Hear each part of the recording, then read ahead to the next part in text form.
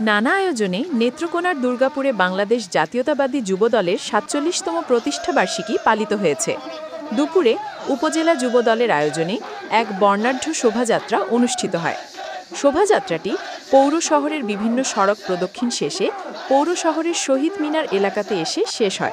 শোভাযাত্রা শেষে শহীদ মিনারে উপজেলা যুবদলের সাধারণ সম্পাদক ইউসুফ খানের সঞ্চালনায় এক আলোচনা সভায় প্রধান অতিথি হিসেবে বক্তব্য রাখেন উপজেলা বিএনপির সিনিয়র সহ-সভাপতি এম এ জিন্নাহ, সাধারণ সম্পাদক আব্দুল আওয়াল, সাংগঠনিক সম্পাদক জামাল উদ্দিন সহ অনেকেই।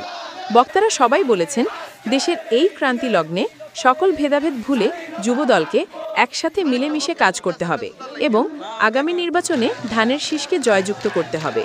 আলোচনা শেষে শহীদ প্রেসিডেন্ট জিয়াউর রহমানের জন্য এবং দেশনেত্রী বেগম খালেদা জিয়ার রোগমুক্তি কামনায় দোয়া অনুষ্ঠিত হয়।